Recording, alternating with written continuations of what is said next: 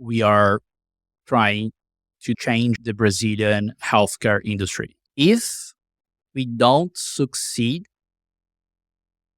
nobody's doing that in the next 10 or 20 years. So we better succeed. So in my opinion, as I am the founder and really optimist, what is driving healthcare in Brazil? Alice is driving the healthcare system in Brazil. And this is the size of our responsibility. This is the size of our ambition as well.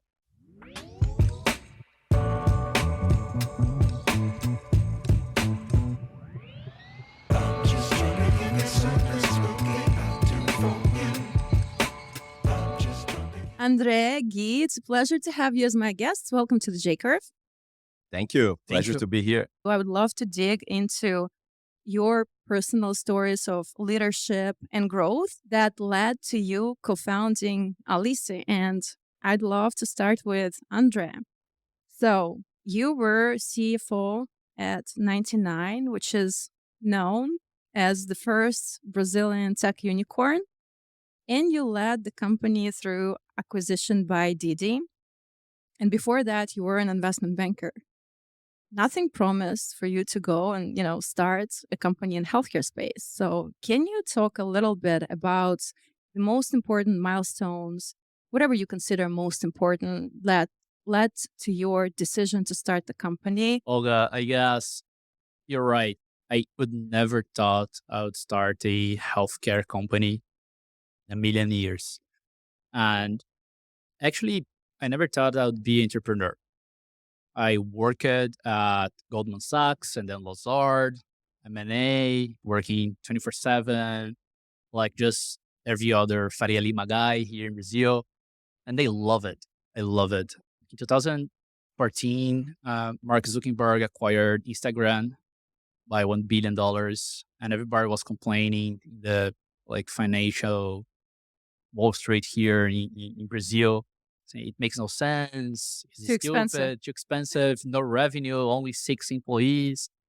And I said, I believe we may be missing something, like maybe we can't judge from here at Faria Lima. And that it sparkles me something and say, I need to find what's going on. And I said, let me work on a startup for 1 year. And then I'll be back and work investment banking forever. I went to 99. Why 99? Was it the only company on the block? No, actually, it totally was not. 99 was an underdog, 100% underdog. It had raised very small rounds. It competed against many, many other companies in the industry.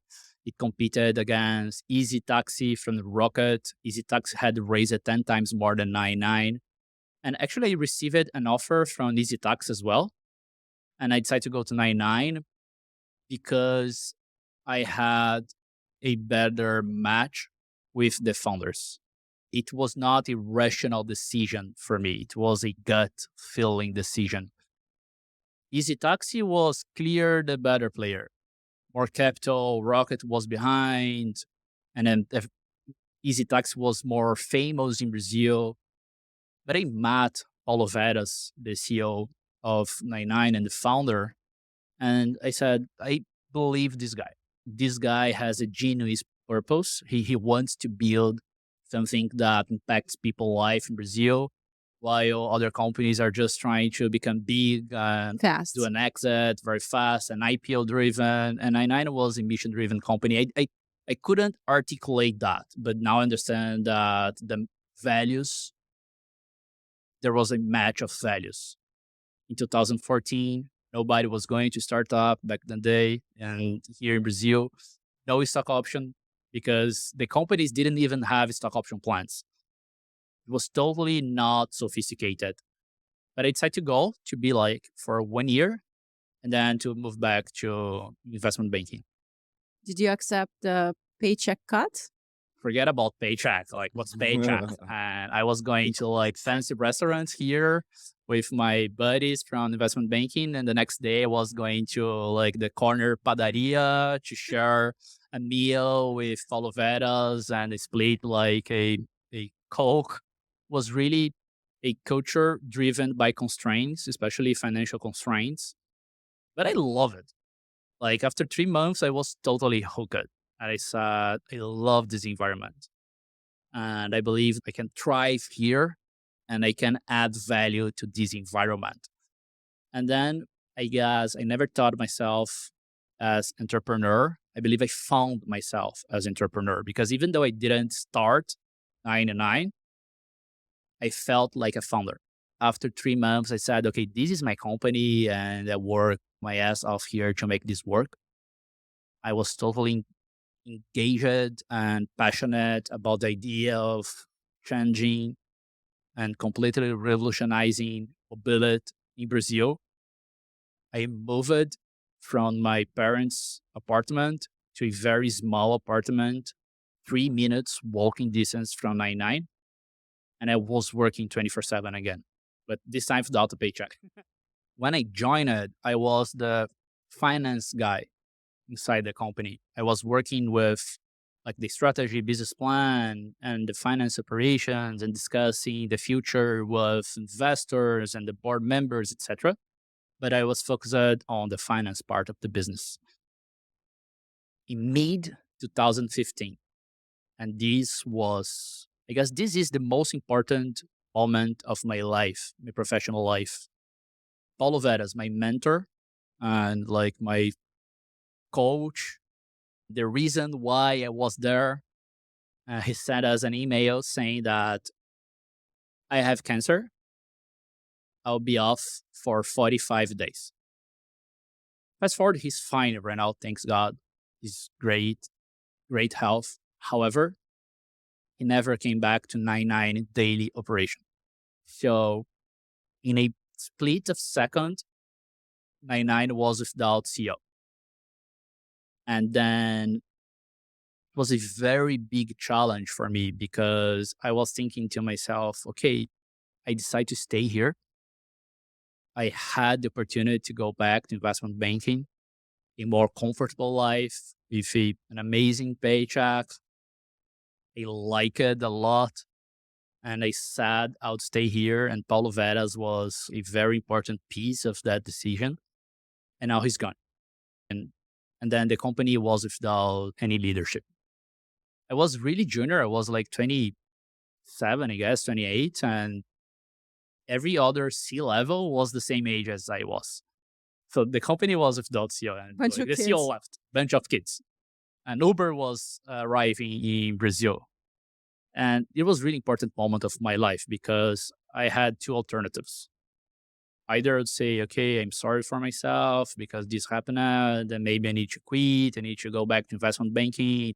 The second alternative was, okay, let me try to take the lead here.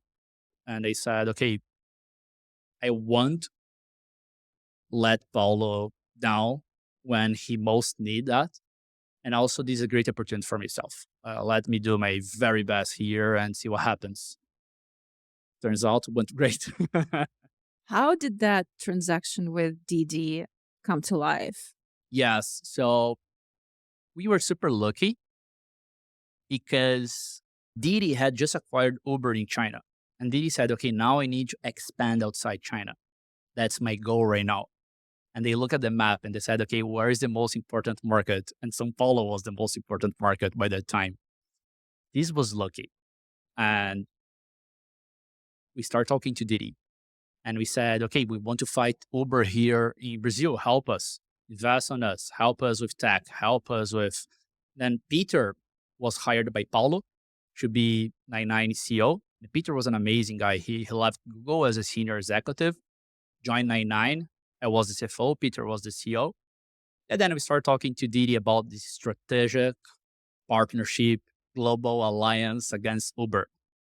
And 99 was really small, but we were really important in the global context. We had to move really fast because our runway was like Limited. 100%. But we managed to make 99 a profitable company and a cash positive company. And then we were not growing. However, we were not dying. We were stable.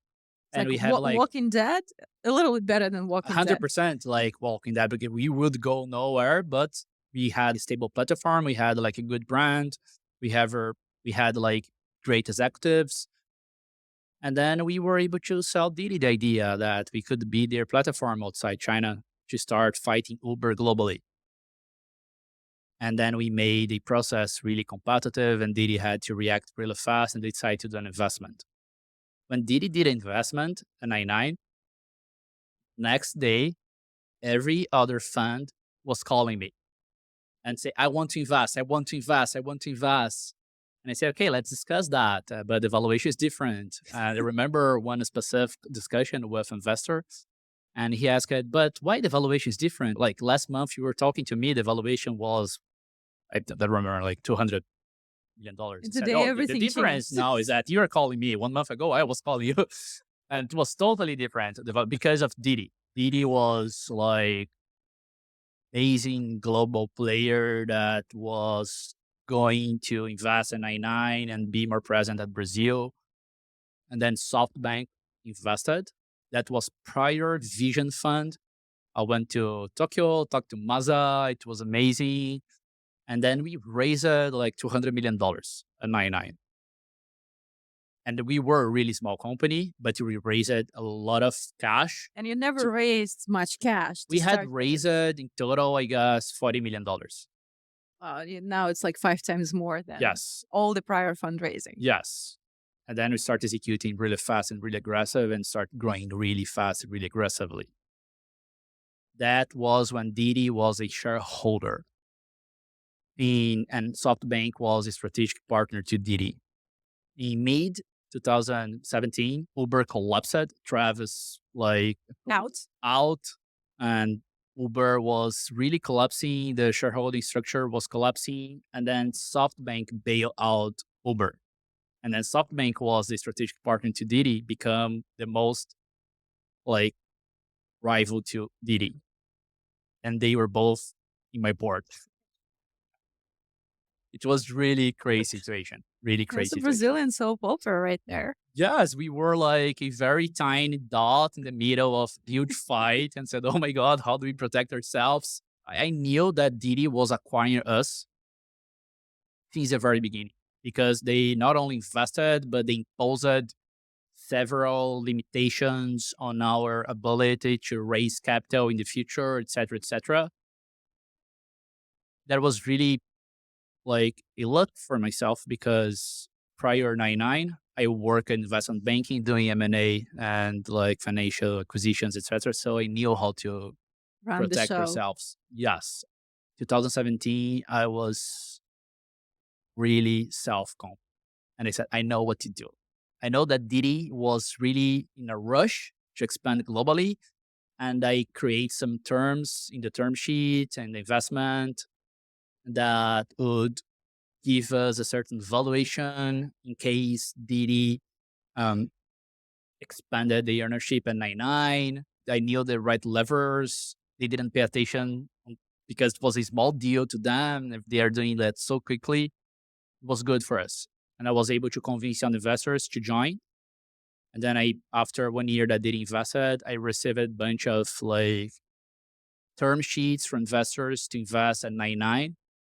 And then when Didi said, okay, I need to acquire this company because otherwise I won't be able to acquire anymore. Then when Didi decided that they want to acquire, there is nothing we can do. Then just need to negotiate the right valuation. And then we were able to do the exit, which was an amazing exit from a ride-sharing Brazilian perspective. Ride-sharing, like right now in Brazil, there is only 99 and Uber. But before that, there was like 20 other companies. Every other company failed. 99 was the only Brazilian company that succeeded in this way, at least financially.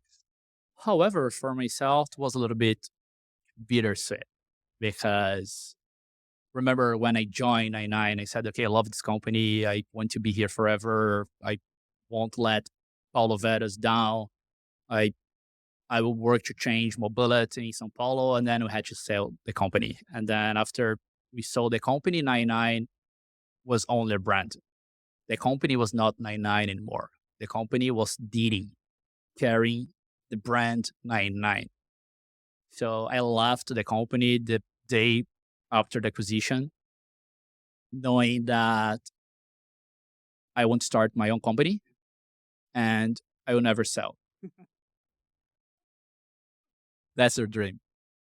So that's the story. So, what made you believe you are a person coming from financial background, transactional background, when Paulo Veras had to disengage from the company, what made you believe that you're capable of being an entrepreneur? I think that I didn't believe that. I felt I had to do that. Not only because of Paulo, but because of every other employee at 99. Everybody was an orphan at that time. And I felt an obligation. And I said, if that fails, it'll be an amazing opportunity for me to learn. And we suffered a lot before we started to be happy. So we were about to raise a Series C, but when Paulo disengaged, we were not able to raise a Series C. And that because I was not ready to be the leader the company needed. And we start to lose market share a lot. Our market share went from like 70 to 3%. Uber was growing super fast and super aggressive, and I was not ready to lead the company. And so I had to grow into the challenge. I was ready to fight, and I was ready to never give up, 100%. And I believe that was my best feature. And that I will never give up. And that I will never give up. So it doesn't matter how bad the situation is. And I was thinking like before, the very low was in 2016. Uber was growing. Everybody was talking about Uber. I would go to a bar. Nobody would have like 99 app. Everybody was using Uber. And I thought to myself, if I was not a 99 shareholder or an employee, I would not be using 99 because this like service doesn't make any sense anymore. Uber is like the cool stuff, etc., etc. So it was super hard, and the company was suffering. We were really poor. Like I, I came from a simple and humble family. I didn't have any cash. My paycheck was really startup like for a very long time. It was really, really dark and really, really tough. But I knew I would never give up. So headhunters would call me and say, okay, you are CFO of a startup. Maybe you want to be a CFO of another startup. And no way, I'll never leave. I am like shareholder. I'm like a founder. I am unhireable. I'm really proud of what we did because we're able to turn the company around. We're able to stop losing money every month. We were able to making very little cash every month. You're alive. And that was our best year, in my opinion, because that year that we made the turnaround enabled us to get Didi as a shareholder. It was a crazy story, crazy story. For myself, I developed it as a leader, as a person. I had like this bigger vision of what a company is, how culture is important, how to be an underdog, and have a long-term perspective, not to be short-term oriented. I read The Hard Things About the Hard Things like several times. I had that part of the book, They Struggle, on my desk, and everybody was going to talk to me and at the point of the struggle, we're living the struggle. Don't forget that it happens. That's how the great companies build. So It's also how the great entrepreneurs built, right? You can't become great entrepreneur without understanding that you need to navigate through the struggle, especially in the market as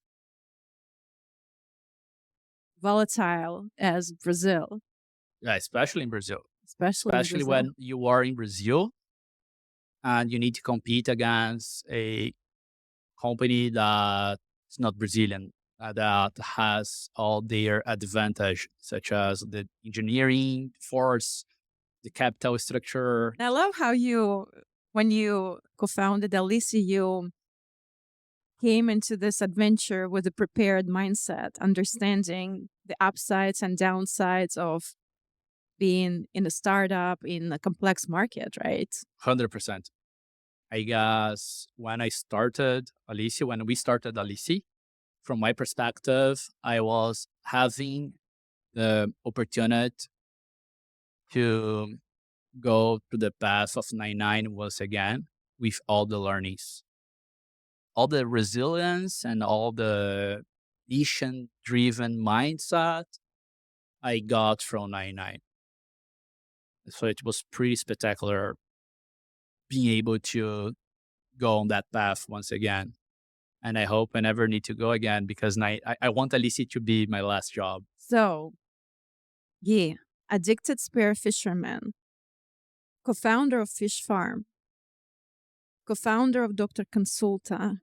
Can you talk about your entrepreneurial journey and what led to your desire to be an entrepreneur and desire to deal with very complex and very non-linear markets?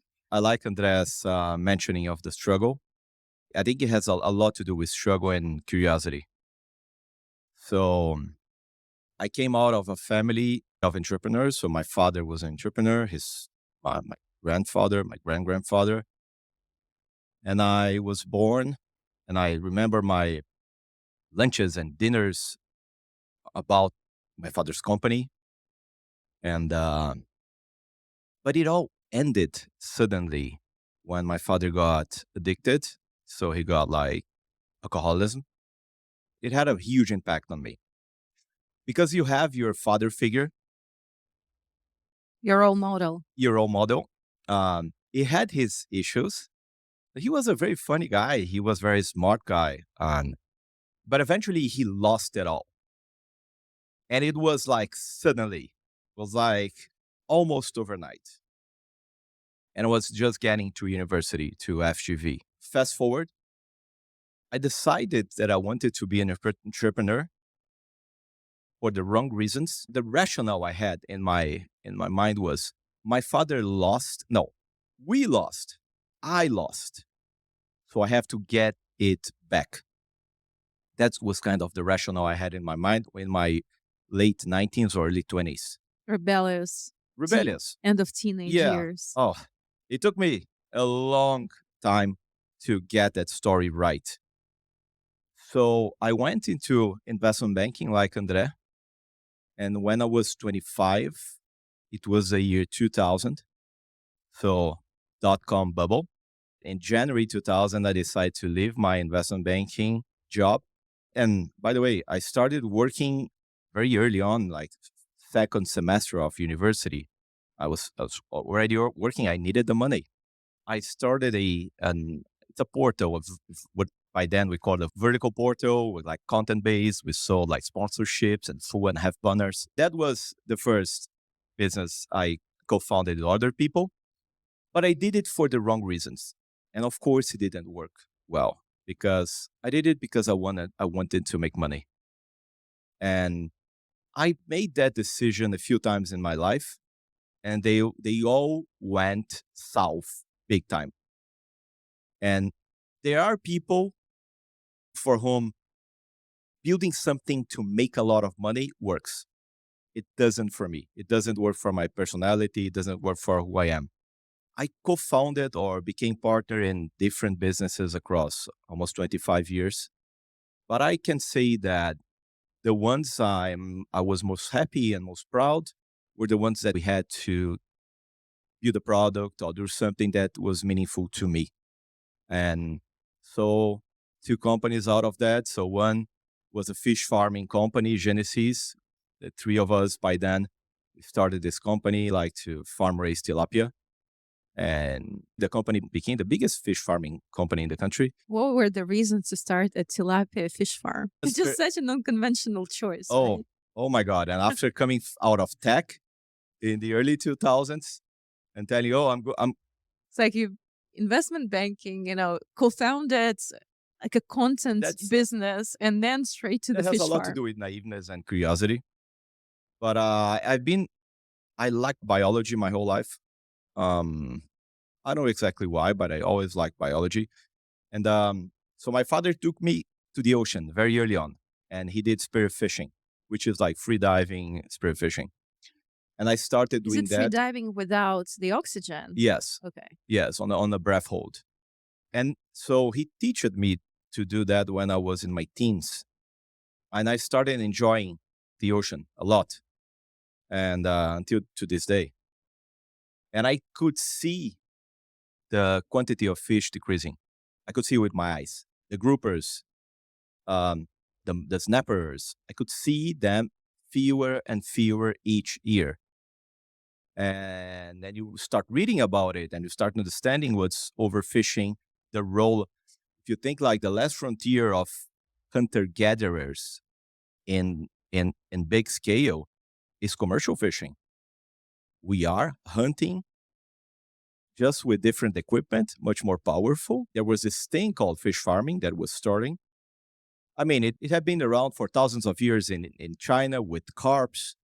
It had been around for some decades with the salmons. And Brazil was in its very infancy. Back then, I think that was the early 2000s. 20% of the world fish production came from fish farming, even less than that. Nowadays, more than 50%. Talking about more than 100 billion metric tons a year. That's a lot. It's a lot of So fish. it was something that had to happen. It was inevitable to happen. And we had that vision, me and my two co-founders that are the guys who really ran the company. How do you start a fish farm? Ah, ye- It's my just, God. it's so interesting. On his cottage, right? We have to, well, first you have to find a body of water, right? So my now wife, my girlfriend then, Fernanda, she used to work for AES Corporation. It's an American energy company. And they owned large hydroelectric dams.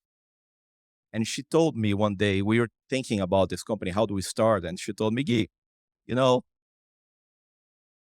they have some ponds to replenish the native species of fish, because when you build a hydroelectric plant, you block the run up through the river so the fish will mate. So there's some ecological consequences. So the hydroelectric companies, they had to use labs to breed fish, natural species over their fish, and throw them in the upper reservoirs so they can populate the reservoirs with the original fish species, as they can't go up anymore. And she told me there's a lot of assets there, like huge equipments, huge infrastructure that I believe they're quite idle. You could tell them that if you do their thing, like if you assume the reproduction of the fish, maybe they can offer you to use the idle capacity and do your business. So that's kind of, it was a symbiotic business. It was a beautiful concept of symbiosis with hydroelectric company and a fish farming company. And it started, we didn't have a farm or a body of water or a place to put a pond. So we had access to this amazing infrastructure. And I think this was one of the important parts to start a fish farming company, access to the body of water. How did that lead you to co-founding Dr Consulta, which is the chain of physical clinic? Or maybe one step before, what sparked your interest in healthcare to start with? To be honest, now looking backwards, it makes a lot of sense. I didn't see it like that then. And I'll get to that. I'll answer that question. But just first, I was coming out of I was partner and COO of a logistics company, AGV Logística. It became a huge company in 3PL logistics provider in Brazil. The company was sold to a fund. I left the day-to-day. And a friend of mine from like childhood, Tomas, he had just started Dr Consulta. He came from a family of doctors, and he invited me to join him as his partner and co-founder in the very early days. So I liked the idea. I liked him. We always talked about business throughout our life. I was looking something to start, and I always thought that healthcare was a huge problem, and I mean it's a huge market, and it's something I don't know how to. By then, I didn't know how to put into words, but I did care about that. That's how it started back in 2013. But now looking back, going to that point, I think it's all because of my struggle with my father, because he had a huge health problem. It had to do with his alcoholism, his chemical dependency, and when I when I think back, that's the big scar I have. You know, like Frodo's scar in Lord of the Rings, the one that never heals. It will never heal. I just handle that scar. But that's how I see it. That's why it's so important to me. Why do you think Thomas approached you to start to co-found to join him as a co-founder of Dr. Consulta? What do you think are the strengths that he saw in you that made him comfortable to make you a co-founder, given that you had no prior experience in healthcare whatsoever?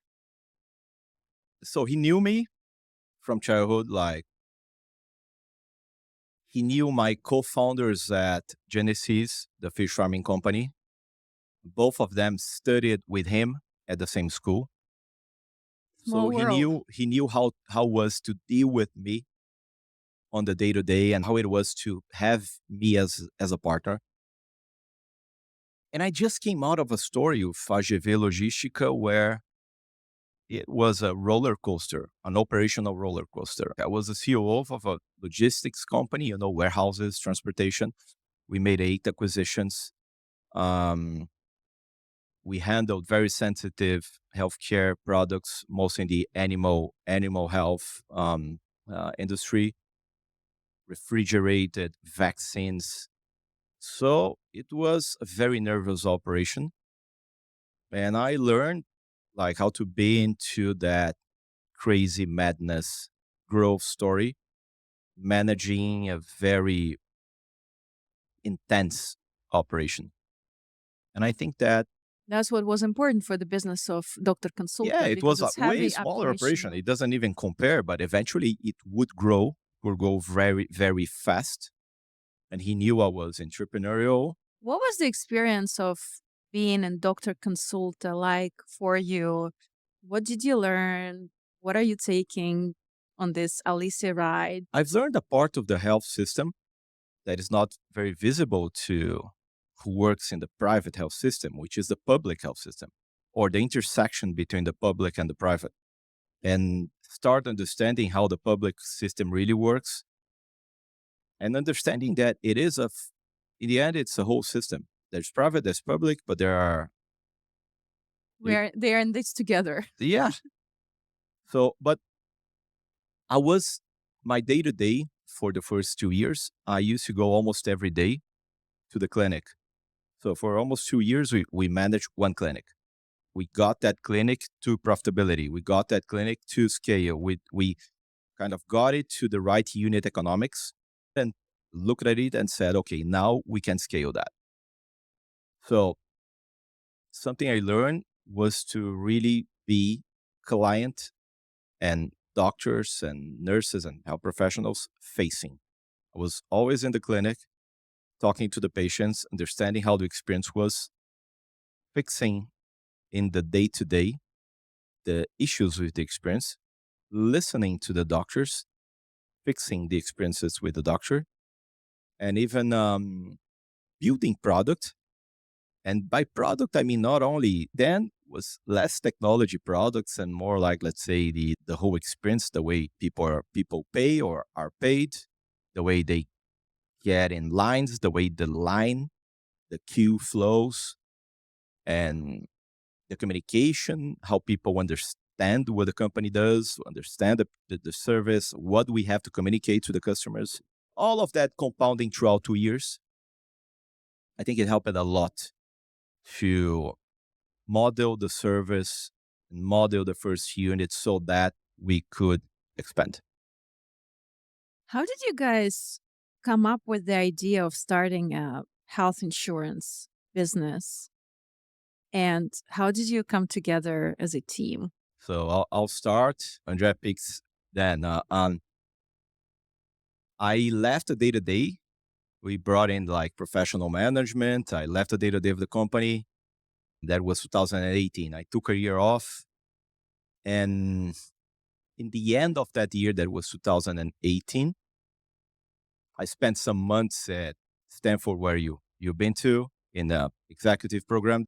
I had a lot of time to think about healthcare. I loved healthcare. I didn't want to do anything outside Outside. of healthcare.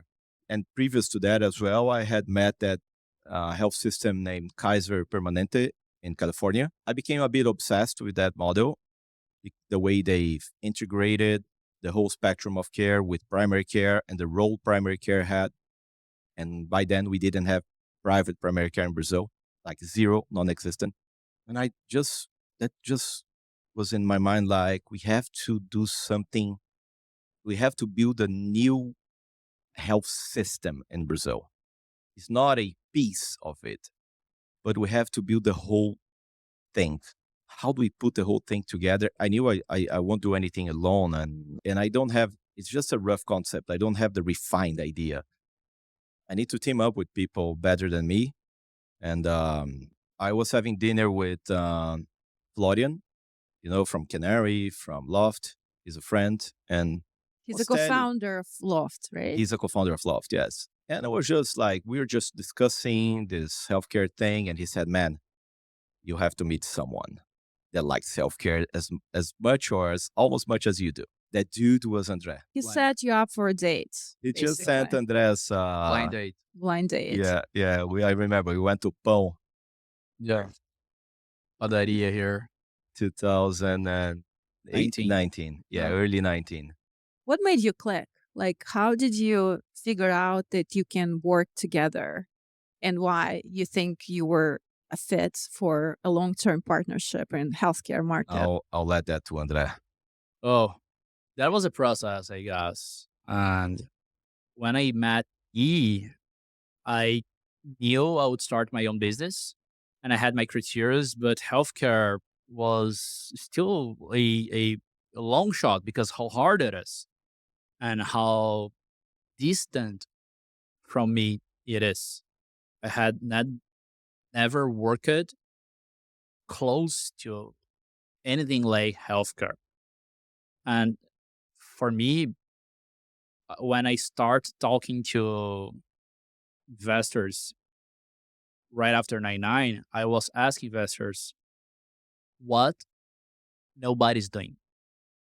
And because that was for me was really important. What nobody's doing, because like fintech everybody's doing, mobility everybody's doing. What nobody's doing. And healthcare was, oh, nobody's doing healthcare. Healthcare is hard. Nobody's doing healthcare. And I said, okay, it's hard, but maybe I have the opportunity to do that. So but I would never do it if I hadn't met Guy, because he has like all the knowledge and he knows everybody and he understands the system. And so I needed somebody like Guy to give me the push to like, let's do that. And for me, as I said, deciding what to do was a very big decision because it's supposed to be forever. So I had to think a lot about that. And I know that you have a very interesting process of getting to know each other and really deeply understand each other's strengths and Yeah. weaknesses, and understand how you can maximize this potential partnership. So can you guys talk a little bit about the process of getting to know and, getting married into this partnership the way you created it? So I didn't love the idea of starting a company with somebody I just had met, Guy. In my perspective, starting a business with somebody, it's a very important decision. So one hand, it was amazing that Guy knew everything about the sector and he was a nice guy. But on the other hand, okay, this was not how I idealized starting a business with somebody I had just met. So, okay, let's find a way to try to overcome that. And then we've created a process to get to know each other. I sent Guy like a list, 10 people that he would call and ask questions about myself. And I remember in the email I said that these additional two people, they don't like me. So you better call them and they will explain why they don't like me, and this will be very helpful for you to see how awful I am. And in case you want to like move forward with me, please send a list yourself because I'll do the same.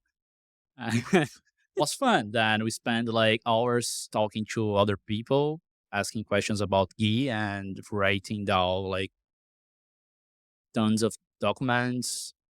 And then we start having meetings every day. We get to know each other. We had like a family um, reunion as well to know Fe and his kids and my family.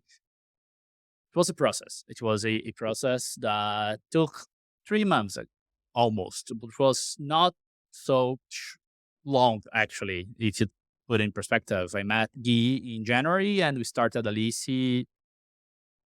We started Alice in March, but we really started Alice in June when we start hiring the first people. Because from March to June, we were just Guy, Mateus, and I. Mateus was a friend from 99, so I knew him already, so I could start with him. And I liked him, of course. And from March to June, we were still like improving our partnership, improving our ways of working, improving like what I am going to do in the company, what are you going to do in the company, and how we make decisions and how we think about making decision process, and how we think about like small things such as vacations. How do we take vacations? How we do time off? Did you have a prenup agreement? Yeah, we did. We did that when we raised the first round. We made a prenup agreement that what happens if a founder leaves among the founders. It was really professional, really professional. It was written down. I learned that from 99. 99 has an amazing story about conflicting understanding on who the founders are. Like, it's not conflicting, it's super clear. The founders are Paulo, Ariel, and Renato, but other two guys like asked in the justice to be considered founders. And so I learned, okay, we need to do that right. We need to do that very professional. So we did that. It took us like 6 months until we were, okay, we are ready to go. So let's put the healthcare market in Brazil in perspective. So when you think about primary healthcare and insurance, what are the critical things to know about the way market is structured? So we are 210 million people in Brazil. 3/4 of those rely on the public system, 1/4 on the private system. So the public system is based on NHS in the UK in terms of the design of it. It's an universal health system where if you live here, you'll have access to it. It's free. No questions asked. Quality and the access varies across the country, but the system is beautifully designed. And then in the private sector, we have like the health insurance. It's about 50 million people, like rounded numbers, that have access to it. It's a almost 60 billion USD, 60 billion USD in premiums, yearly premiums. Oh, wow. How does that compare with the US market, for example? Oh, US Wheeler. the US market. So okay, going up. Brazilian healthcare GDP, it's more or less $1 trillion. Let's say $200 billion, billion. 10% of our GDP. US healthcare, I'm talking about like the whole healthcare market. US healthcare is 20% of a 26 trillion GDP. So it's 5 trillion USD, just a US healthcare GDP. It means that US GDP, healthcare GDP is 2.5x Brazil's whole GDP. Yep. So it doesn't compare. Even though Brazil is a very large healthcare market. So it is like top 5 in the world. I'm not sure. I mean, but it's really relevant. So private health insurance, it has happened in Brazil originally from insurance. So coverage, you pay premiums, you get coverage. Historically, there's not been like healthcare providing together with insurance, the way it happens with Kaiser, the way it happens with several US health systems. So we have that, the product that thrived in the last 20 years or so is you have like a credit card, which is your insurance card, with kind of no limits, no co-pays, no deductibles for you to access the health system without having to go through a primary care physician, going directly to the specialists. That creates a very unique situation that is just, Brazil is just the only country I know where that takes place. It created a culture on which the expectation of a average person as myself, as I was before getting to know the sector, was to use as much as I wanted and I was covered. And one step ahead, going to the specialist, I knew which exams I needed to do. I want to do MRI because I have this. I need to do like a blood test because of that. And I also need to do like a colonoscopy because my friend has just done. And the physician's okay, do this, do that, do this, and do that because nobody's paying for that. Like the health insurance are paying for that. Do I understand it correctly that the insurance costs were pretty much out of control because of the over It is still consuming? is It's out like of unit control. economics doesn't work, you know? It does. It's not an amazing unit economics, but how the traditional companies operate. They pass through the costs next year to the client. So the costs, the premiums in Brazil are increasing double digits for the last 20 years. And they call that medical inflation, but it's not actually inflation. It's increasing unnecessary use of assets, and the costs are passing through the consumers through price. So when you think about the cost of insurance for a consumer, what are the ranges? It varies a lot. So I'd say that in São Paulo, and let's talk about Alice market right now. We are talking about a market that it's like the high end of the market because it's São Paulo, and the average price depends on the age and the quality of the network. It would start from $100 per month, the premium. But who pays that is not the person who is using the system, the company that you work for. So the price increase is not affecting the user directly. Price increase is affecting the companies. And for a while, it was like health insurance, not important subject. Right now, is the second most important overhead line after payroll, health insurance. So it became like C-level conversation. Why the health insurance so expensive? So the situation is no longer sustainable. It's about to explode. And the company is a mandatory to provide health insurance. In Sao Paulo, universally, you have to offer health insurance to your employees.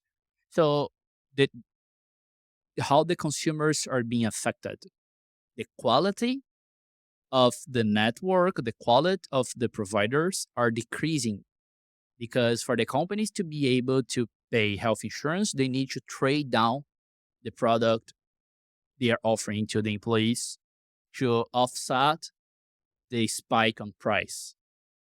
This year, it's expected for the price readjustment to be on average 25%. On average, this is not like the highest. The highest price would be like 40%. It's not unusual to see, okay, my price readjustment was 50% for the company. The sad consequence is that as the price goes up, we are not able to increase the number of people that has access to the private sector. This is really sad because even though the public system is beautifully designed, it's still a public system. It's hard for the government to operate. it's hard to anybody to operate. Like for the government, it's even harder. And they don't have the resource. They don't have the right incentives. They don't even have internet in some like place locations. They don't have the tech, etc. So people want to have private health insurance. They don't want to rely on the public system. And the private system is big enough to receive more people. However, because it is structured the way it currently is, it's too expensive. The number of people that have access to the private sector are still the same in the past like 15 years, 50 million. So what do you say is the major behavioral change Yeah. that is happening among Alice's Yeah. clients, and how do you drive this behavioral change? Yeah. Can I go there and do you compliment? Yeah, sure. So remember, Gisa, traditional health insurance, you have like a credit card and you use, and you don't even remember the name of your health insurance. It's health insurance A or B, you don't care. There is no relationship between you and the health insurance. We are not a insurance for the person, for our client. We are their health provider. And they have this relationship with us, with Alice. We are this public client facing brand that offers a health service that's amazing, that's 24/7, that's in the app, that has also physical locations and that keep tracks of your health over time. So Alice becomes one-stop shop in the health journey for our clients. And this is a big shift, also a big challenge for us because people are not used to have a brand that one brand that offers all of that. It's a new way to use the health system, a new category, totally different category. How do you drive this behavioral shift? How do you introduce this new category Yeah. into the lives of end customers that are essentially consumers, employees of the companies I you guess like work first with? principles, we are obsessed about client experience, 100% obsessed. And we are a healthcare company. So our goal is not to reduce MLR. We don't discuss MLR. There is another name for that in our company. We are not insurance business. So we're a healthcare business. We have like a lot of healthcare specialists working with Alice, creating the best journey for the person to achieve their health goals. And also we have this amazing in-app experience for you to talk anytime you want with a health professional. And once the person used for one time, they realize, okay, this is way better than what I had. So you just And need to get them to, you just need to get introduce them them use it to once, yes. use it once, and then the But NPS is high and yes, but retention is high. part of our challenge is to educate the market because a very different way of using the market, very different. So this is a big challenge, and as big it is, it takes a while. So that's why I say that Alice is a lifetime journey. I think about the business in decades. We are in the first half of the first decade. And so it'll take a while for the people to understand that. But when they do, it's a flywheel because then they use the healthcare system in a more rational way. They get better health outcomes. And then the cost reduces. By the cost reducing, we are able to lower our price. By lowering our price, more people use, and the more people, we get healthier, et cetera, et cetera, et The cetera. classic Yes. version of a flywheel. Why do you think are digitally natives like Alice's better positioned than incumbent insurance players? Because from what I hear, the space sounds pretty lucrative. Is there something that incumbents missing, or what are the big reasons why they're not disrupting themselves in the space? I would start with data. I think we've built Alice from scratch, understanding that clinical data must go along with claims data. When you look at the insurance market in Brazil, the clients that pays the bill, like the companies and the insurance companies, the data that flows, the only type of data that flows and people have visibility to is claims data. Why people don't look at cost effectiveness and in healthcare? Because the clinical data is missing. What What we is the reason of clinical data and claims data being so misaligned? They are finance companies. They are the insurance companies. They are not health companies. So asking the traditional companies to do what we do is asking a fish to climb a tree. They're not doing that. They're different animals. And this is answer number one. Answer number two, they are not originally a tech minded company. And in every sector, there is this huge challenge of getting a company that's very old and traditional to become a tech minded company. So the difference for us, tech's part of our business, and the traditional companies think tech as a project. Let's spend this capex on this project, and there is a beginning and an end, and then it's done. It's really hard for a company to disrupt itself. So Do I understand it correctly? The reason that you have an access to all of this data that allows to make an informed decisions in terms of claims is because you're a healthcare yeah, company yourself. So you have the flow uh, of all of this data points yeah, in the single space. it's electronic health record. This is our most important tech product. It's not the claim system. Like a traditional health insurance has the claim system, thinks about how to prevent claims. We are, we are not concerned about that. We are thinking about how to make sure people are healthier. So we are thinking about the client as a person that wants to become healthier. While the traditional health insurance, they are thinking about the client as a potential cost because they are using health system to create a medical loss. Sinistralidade, as they call in Portuguese. So it's a totally different mindset that leads to different approaches. How big is Elisa today in terms of Yeah, whatever numbers you can disclose? of course, today our annual revenue is about $60 million. And our user base is about 30,000 people paying our premium every month. We are quite sizable company from Brazilian perspective, especially in the healthcare industry. But we are so scratching the surface still. So scratching the surface. You I mentioned that there's guess a $50 billion opportunity in Brazil, 60. $60 billion $60 billion opportunity in the health insurance space. When we think about like and the you're at health, 60 million. I mean, there's it's a lot of room to grow. yeah, it's nothing. When you think about the health industry in Brazil as a whole, this is our 10. It's 200 million, 200 billion. 200 billion. So we are just scratching the surface, and we are really focused on creating the right user experience that delivers better health outcomes while controlling the cost.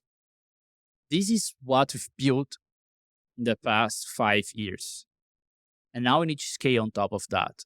If you were to think about maybe top two to three priorities that would get you to these goals of scaling Mhm.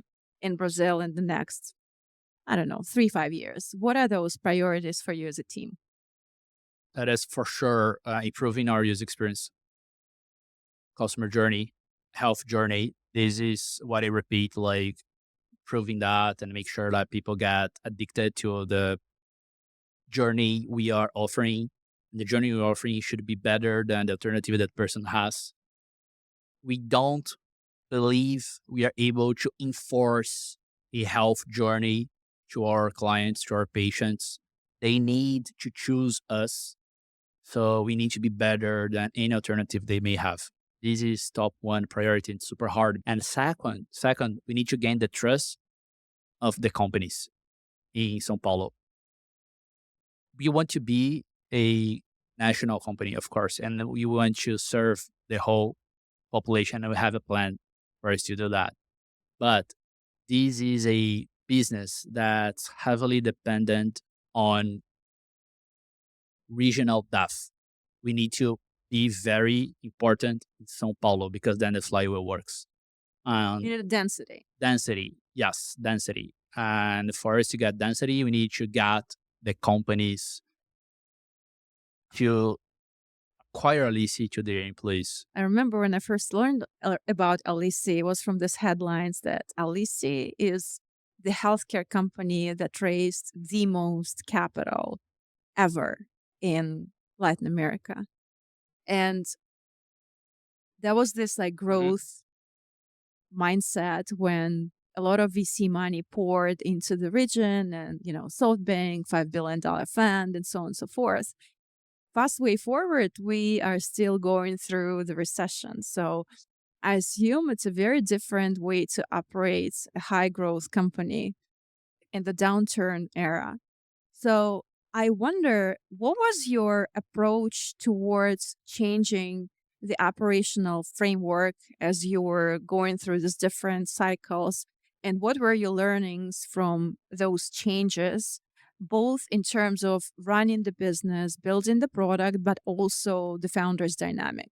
Andrea told about the struggle and all the struggle he's been through, and Mateus has been through. I have been through my struggles. And I think just as a starting point to this answer is we have been through like very decent struggles in our lives. And when we started seeing this happening, I wouldn't say it was a first time. I mean, It was not a I, first I rodeo. was there in the No. dot-com bubble. The dot-com bubble exploded on top of my head. I mean it. Yeah, I guess what I can tell from my perspective and the way I am wired, I prefer to operate under current situation, under the downturn, because when you are living a very optimistic, exuberant circumstance with bunch of capital flowing to the region and available to you, but also to potential competitors, these may be noise and you need to react to that. And when you extract all of that from your reality, you are also extracting the noise and you can look at the business very simple and say, okay, this is the business. What's the best decision to the business? What's the best decision to the user? Let's not be concerned about how the market is.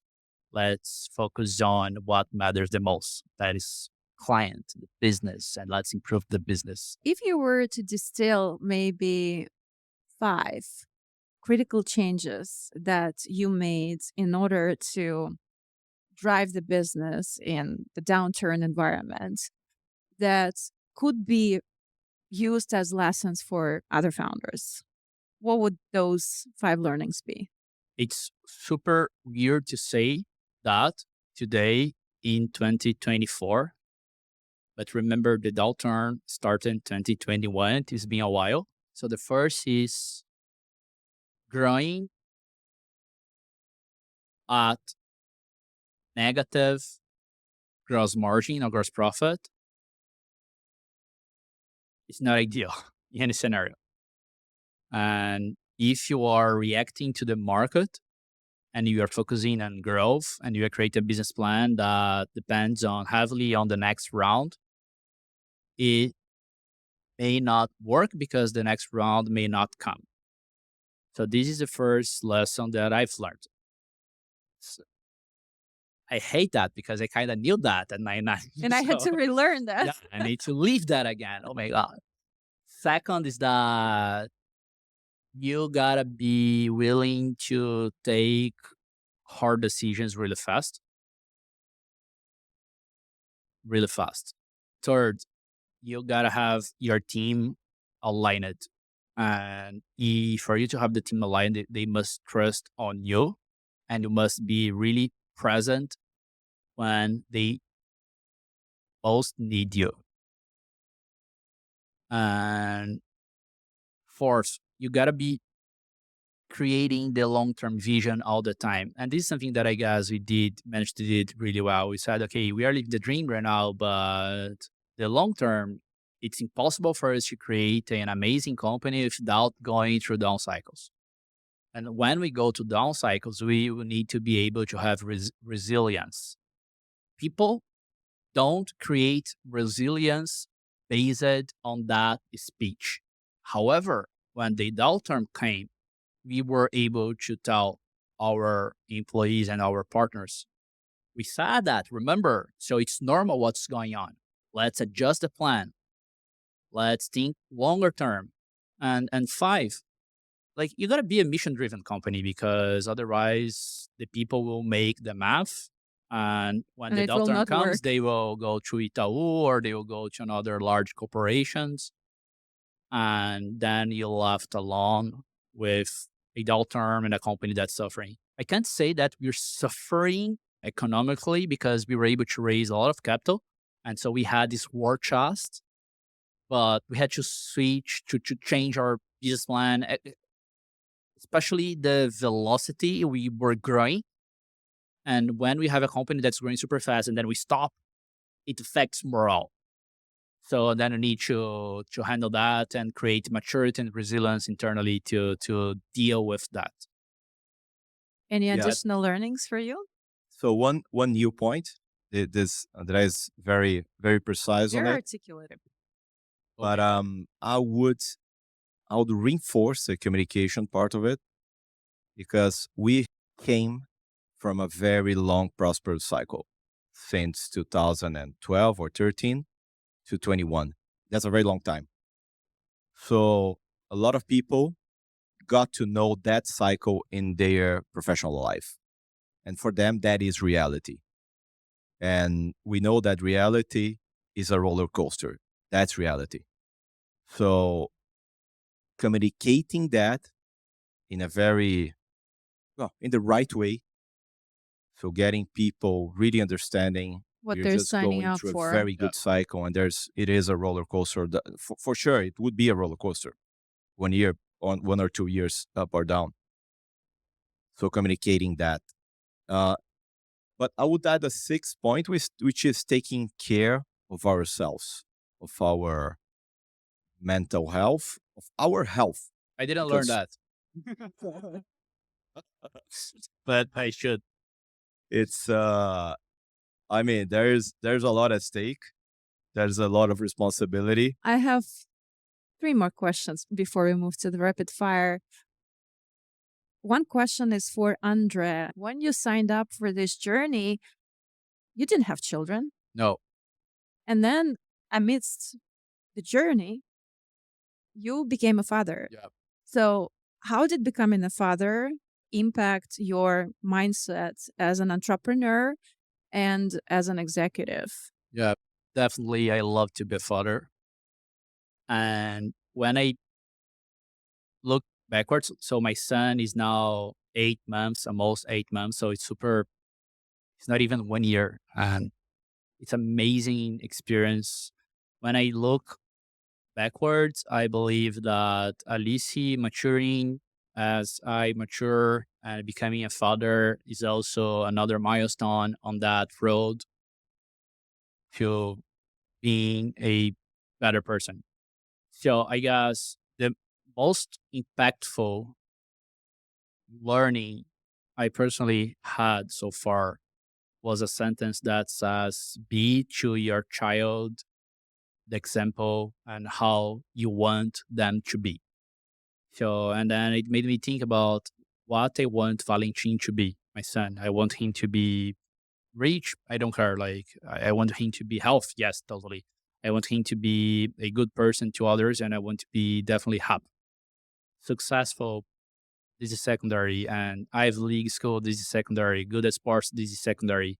How do I increase the chance of Valentin to be healthy, happy, and a good person to others?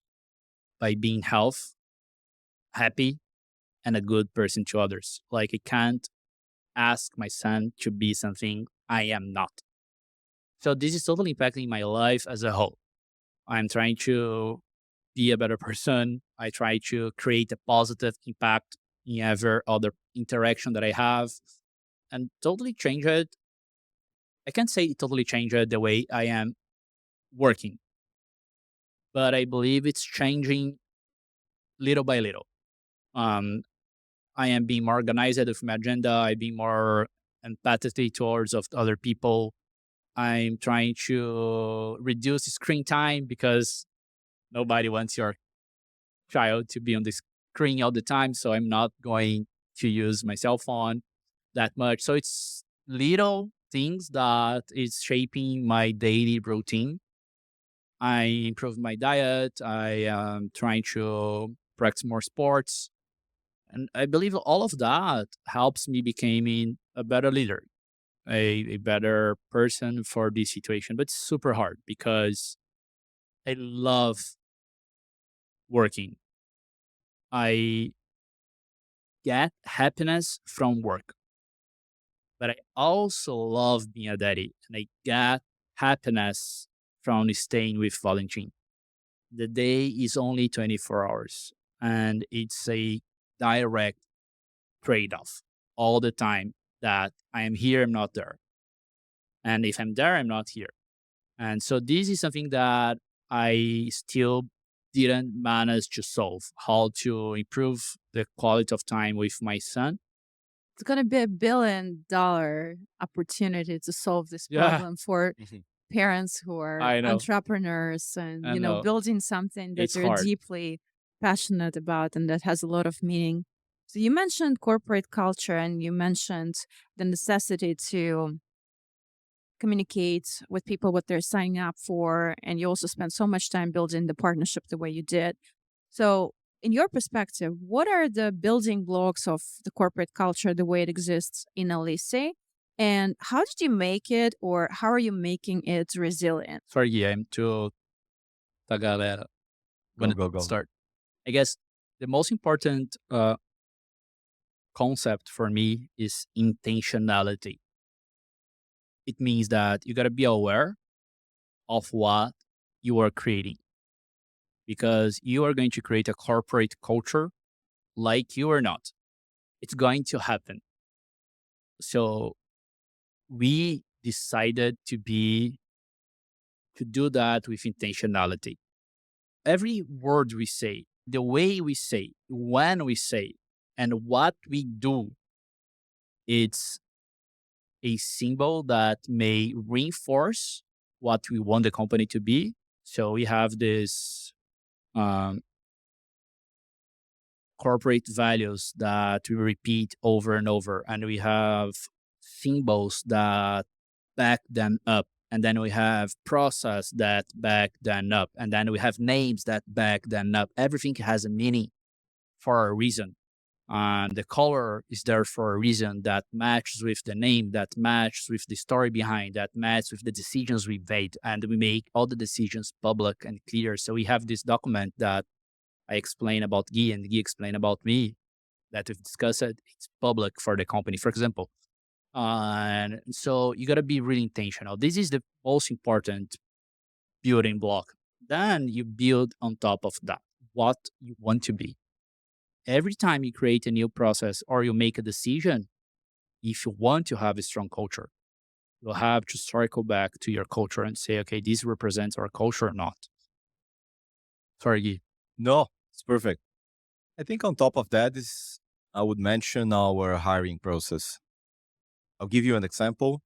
So in our health network, we have specialists like medical specialists. They're not employees, they are a network. We started hiring them as contracted health professionals. They have their own clinics, they see patients from outside Alice and from Alice. But they went through a process that resembles as if we were hiring an employee. It's Because, C-level executive, actually. yeah, How that's does true. the process look like? So we interviewed, if you get the three of us, we interviewed a few hundred of them throughout the story of Alice. We have a process that starts with the person, so it's going to talk to another leadership, so top leadership, medical leadership, people are technical. Then we're going to get ref checks. Then the person's going to talk to someone from the people chapter. Then HR. Yeah. people. And then the person is going to talk to another operations people of health, like health operations, not a doctor, not a nurse, but someone that does operations. And then it's going to talk to a founder. And I remember how many of them said, my God, this is not a health insurance. And I usually say, no, this is Alice.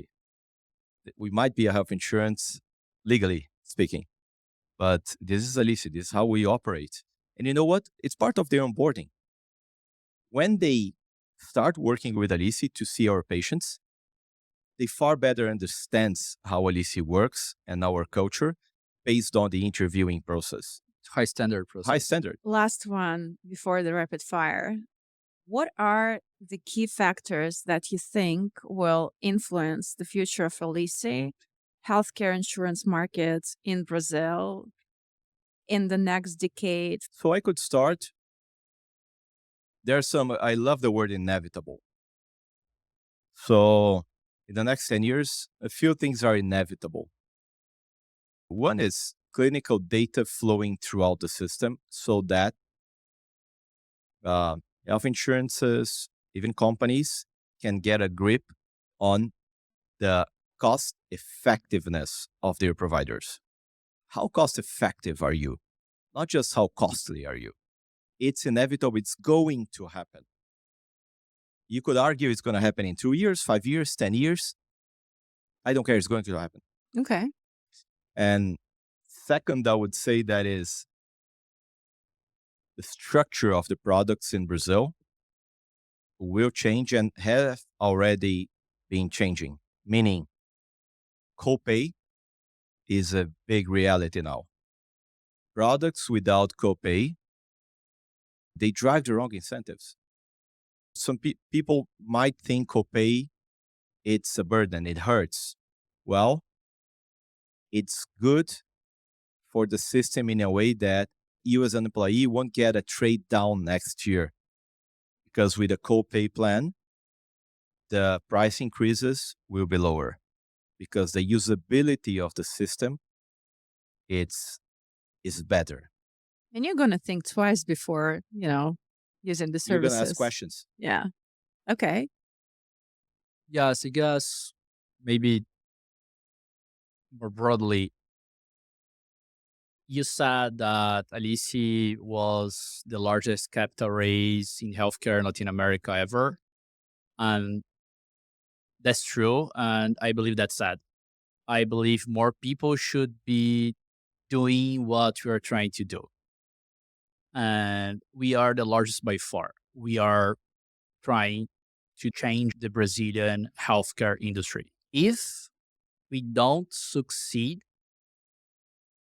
nobody's doing that in the next 10 or 20 years. So we better succeed. So in my opinion, as I am the founder and really optimist, what is driving healthcare in Brazil? Alice is driving the healthcare system in Brazil. And this is the size of our responsibility. This is the size of our ambition as well. On this optimistic note, we're going to move to the rapid fire. I'll ask you 5 short questions and I'll appreciate your immediate responses. The first question is, when you hire people for leadership positions, what are the top 3 qualities you look for in a candidate? Passion, Attitude, and credible, high standards for long-term performance. Alternate share a total of 3 things that you consider superpowers of each other. Andre, you can start. He is the best person to talk to clients at Alice by far. And I love that. Whenever we have like big problem, Gui, please solve that. And he goes there and he does that. André makes tough decisions fast and very thoughtfully, very brightly. Gui has a very deep understanding on the healthcare industry. and he helps us shaping our strategy really, really well. André has a great sense on people that deliver high standards. He's usually right when he has an opinion on someone. And I guess finally, Guy is the best public relation ever because he knows everybody. Everybody. He knows everybody. It's incredible. And Good. One more. only true, it's good for me. The third one for you. André is direct. Sometimes people misunderstand him for not being compassionate, but he is very compassionate. He understands human feelings a lot. Who is the first person that comes to mind when you hear the word successful entrepreneur, and why? Oh, dear Lord. There are so many. Yeah, there are so many. I would say Jeff Bezos. Why? I'm so into Amazon story right now and the way he's creating Blue Origins and why he's doing that and how he create a company that's super customer centric and shape it the way we act in the road. He's amazing and I really like him. However, I want to make a disclosure here. I really admire real life entrepreneurs. We are like 0.5% of entrepreneurs in Brazil. Like, I really admire Brazilian real life entrepreneurs that are operating a business on their own capital without like sexy venture capital behind, et cetera, et cetera. So I also want to give another shout out to Renata Vanzetto, which is a Brazilian entrepreneur, and I love her. She's amazing. She has so What does many. she do? She has so many restaurants and it's amazing food, but it's not like super 3-star Michelin. It's more like real life food. It's amazing, and I love her the way that she runs her businesses and the way she creates her products. And I believe that she represents better the real life entrepreneurs in Brazil than we do, actually. And way better than Jeff Bezos as well. I'm gonna Google her and Google visit her. some of her Should bring restaurants. her I'm here. excited. She is amazing. We're actually planning something for women, so I'll get back on Good. that to you later. You? I won't give you a name. No? No, because I have several names in my head, on top of my head, but I think it's unfair. So what I believe is that people that are entrepreneurs, I'm being specific to Brazil. It's so fucking hard to be an entrepreneur here, and it used to be, and it used to be even more before venture capital. So there are a bunch of people that are heroes in Brazil, like starting businesses, and I wouldn't pick one. So applause to all of them. Pick me. Pick him. He'll be flattered. What food would you choose if you could only eat one thing for the rest of your life? Quickly. Cheeseburger. Fish. It's very easy. Fish, man. Come on. I like fishing them and eating them. I'm more the hunter-gatherer in that sense. He's actually like the ultimate representation of a hunter-gatherer.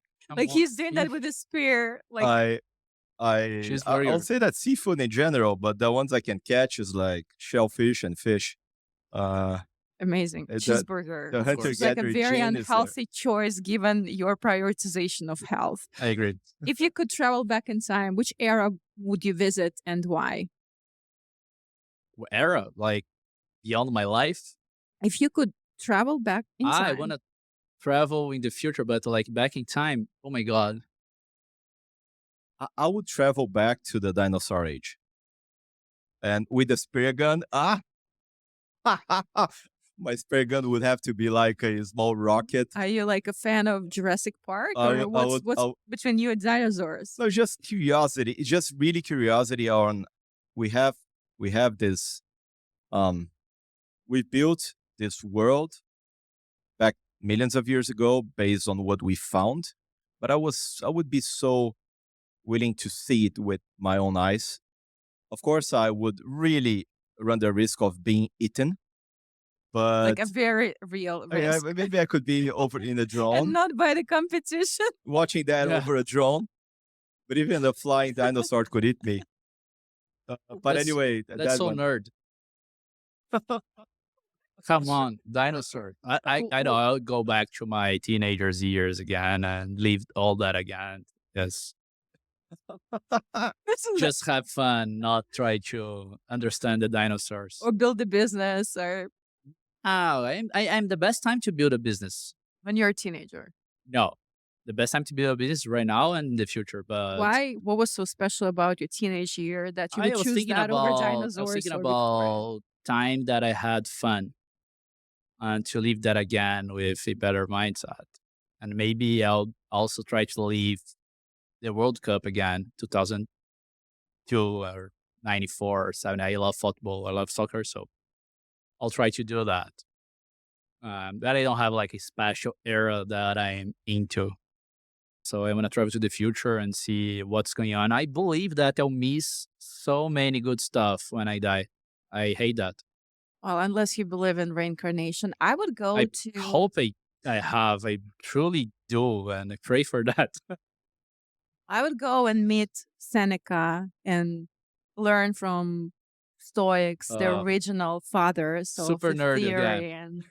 and just be there and just like I agree. This is nice. listen and soak all this Yeah. way of thinking. It was this crazy way of thinking at the time, but it was really necessary. Yes. Yeah. It's the only way to live Yes. by being a Stoic, I thought. So Yeah, I agree. yeah. I would also be interested in seeing the UFOs and the extraterrestrial people building the pyramids in Egypt. Yeah, because they did for sure. Okay, you guys, thank you so much for being with me today, Olga, Andre thank Gui. you. It was a I really appreciate pleasure. it. I Thank think you we very had much, like a Olga. very wide range conversation. Thank you.